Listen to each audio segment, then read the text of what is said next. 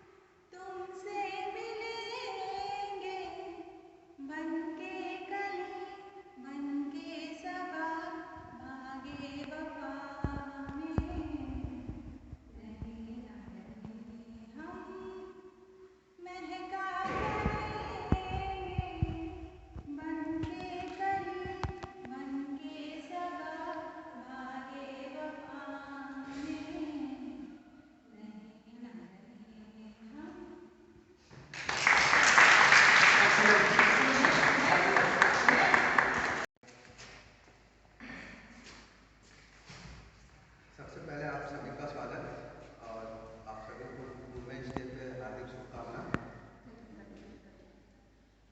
और एक श्लोक है बहुत छोटा सा, यत्र नारस्ते पूज्यन्ते रमन्ते तत्र देवता। जहाँ भी नारी लोगों की इज्जत सम्मान का किया जाता है, जिस जगह या जिस घर में या जहाँ पे भी, वो घर देवताओं का वास होता है। फिलहाल हमारे यहाँ भी संख्या इन लोग की बहुत ज़्यादा है, तो यहाँ भी देवता हैं, 1 2 3 4 5। और फिलहाल बचपन से लेकर, मतलब छोटी उम्र से लेकर, जब से पैदा हुआ बच्चा या बच्ची जो भी हो, जो माँ होती है वो हर एक जिद, चाहे वो दूध पिलाने से लेके हो, चाहे वो सामान खरीदने से, पिताजी ने पूरा करे मगर माँ जरूर पूरा करती है। फिलहाल मैं पिछले जनवरी से देख रहा हूँ, उससे पहले मेरी जिद मेरी माँ पूरा करती थी, मेरी बहन पूरा करती थी, पिताजी मार के भगा देते थे। आज मैं देखता हूँ फिलहाल जो रात है 10-12 बजे के बाद मेरी बच्ची उठ जाती है और उसकी माँ जो है वो सुबह 5-6 बजे तक उसके साथ बैठी रहती है और मैं घोड़ा बेच के सोता रहता हूँ। मैं उतना केयर नहीं कर सकता जितनी एक नारी केयर कर सकती है, और मैं उस पोजीशन को कभी नहीं ले सकता। इसलिए आप सभी को फिर से हार्दिक शुभकामनाएं और सत नमन। धन्यवाद।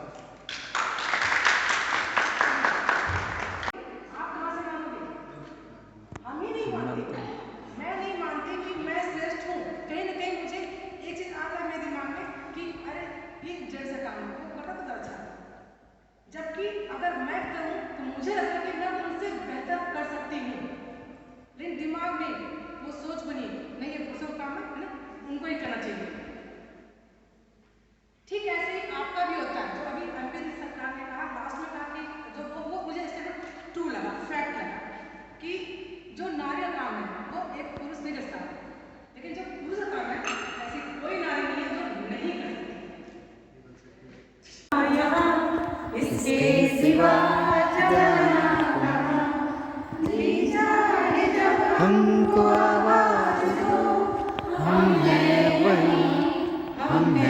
जहाँ हमें वही दोनों जहाँ, इसके सिवा जाना कहाँ, जीना यहाँ मरना यहाँ, इसके सिवा जाना कहाँ, ये मेरा ही जी। अभी तो आप लोगों को भी बस 4 लाइनें हैं।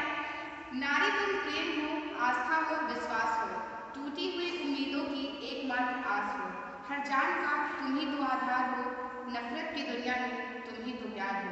उठो, अपने अस्तित्व को संभालो, केवल एक दिन ही नहीं, हर दिन के लिए तुम खास हो, हर दिन के लिए तुम खास हो। Happy women's day.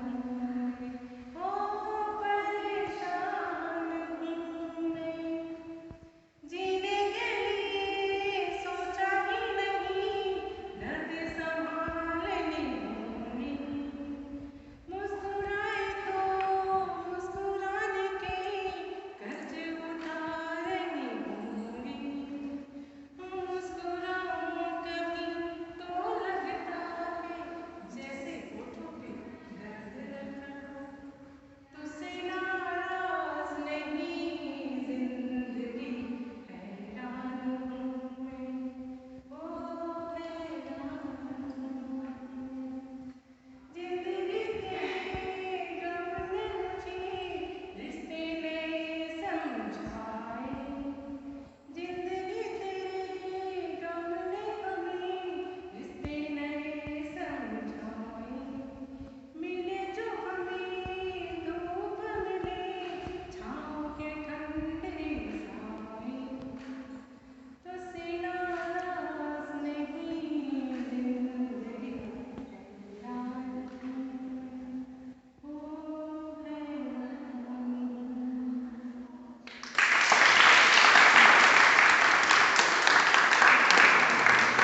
टीचर, बस मैं 2 लाइन में कहना चाहूँगी आज के अवसर पर। आया समय उठो तुम नारी, आया समय उठो तुम नारी, युग निर्माण तुम्हें करना है, आजादी की खुदी नींव में तुम्हें गणित पत्थर भरना है, अपने को कमजोर न समझो, जननी हो संपूर्ण जगत की, गौरव हो अपनी संस्कृति की, आहट हो स्वर्णिम आगत की, तुम्हें नया इतिहास देश का अपने कर्मों से रचना है। Happy women's day. खींचते ये आंचल, तोड़े बंधन बांधे पायल, कोई ना रोके दिल की उड़ान को, दिल जला आज फिर जीने की तमन्ना है, आज फिर मरने का इरादा है, आज फिर जीने की तमन्ना है, आज फिर मरने का इरादा है। अपने ही बस में नहीं मैं, दिल है कहीं और कहीं मैं, अपने ही बस में नहीं मैं, दिल है कहीं और कहीं मैं। शुभकामनाएं आपको। और इस महिला दिवस पे कुछ पंक्तियां मैं बोलना चाहता हूँ। आप ईश्वर की सबसे अनोखी रचना है, आपके बिना अस्तित्व में नहीं आ सकता, मुझे जन्म देने और हमेशा मुझे प्रेरणा देने के लिए हैप्पी वुमेन्स डे। धन्यवाद सर। अब राहुल सर आएंगे और अपने विचार को रखेंगे। आइए राहुल सर।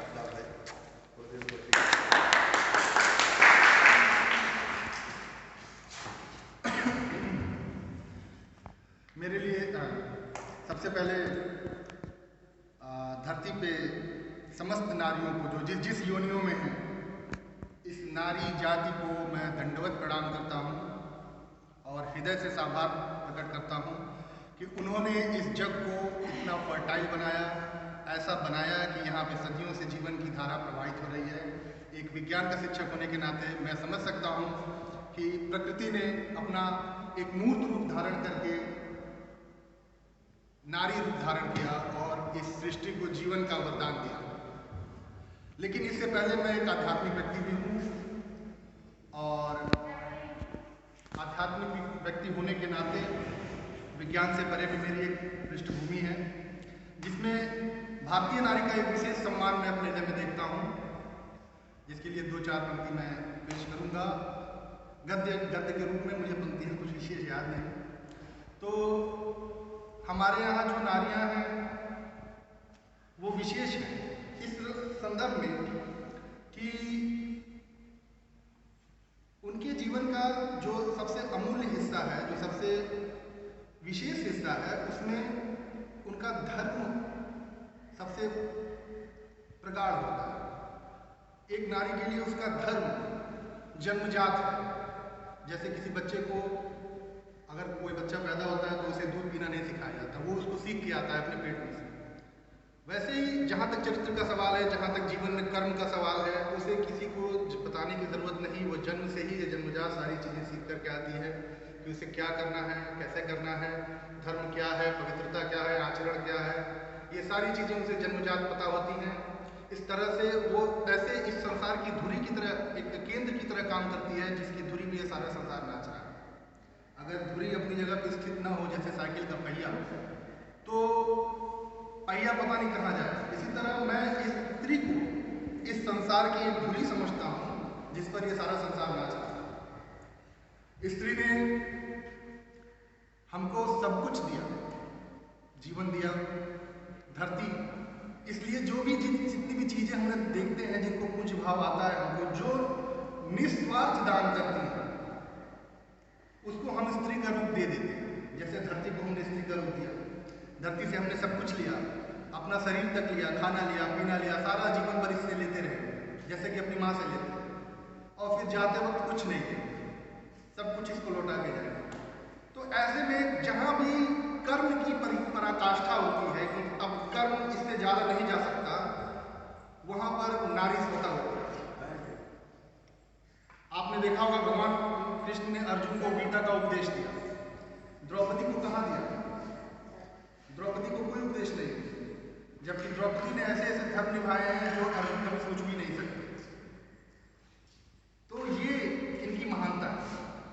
जिनके 5 पुत्रों का अभी शिशु का जो है अश्वत्थामा ने वध कर दिया, और उसको उसने छोड़ दिया सिर्फ ये कह के कि ब्राह्मण है, इसका वध नहीं होना चाहिए। ऐसी करुणा किसी पुरुष में, मैं तो नहीं समझता कि किसी महान हो सकती है। ये करुणा का हृदय जो पत्थर से भी कठोर हो सकता है और फूलों से भी कोमल हो सकता है, ये विशेषता महिला के हृदय की मेरी समझ में दैवीय है और इसको सम्मान करना चाहिए। बस आज के लिए धन्यवाद।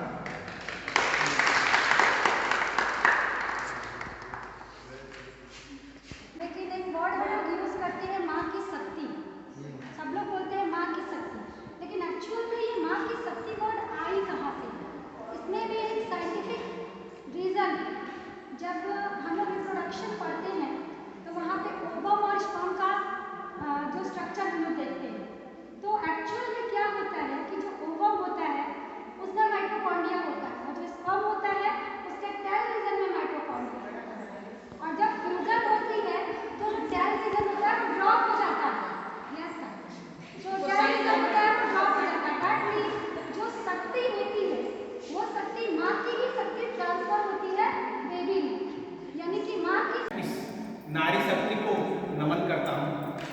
और जैसा कि आप लोग जान गए कि आज महिला दिवस है, हम लोग हर साल महिला दिवस मनाते हैं, और ये जो परंपराएं हैं सिर्फ परंपरा बन के ना रह जाए। और आज बात करते हैं हम नारी शक्ति की, तो कहीं ना कहीं आप देखते हैं कि आज पुरुषों से अपेक्षा नारी काफी आगे है, और शुरू से भी रही है, पहले भी ऐसा रहा है, लेकिन कहीं ना कहीं उनको इस क्षेत्र में दबाया गया है। जो छोटी मानसिकताओं के लोग थे, ऐसी सोच थी कि हमारी लड़की बाहर नहीं जाएगी।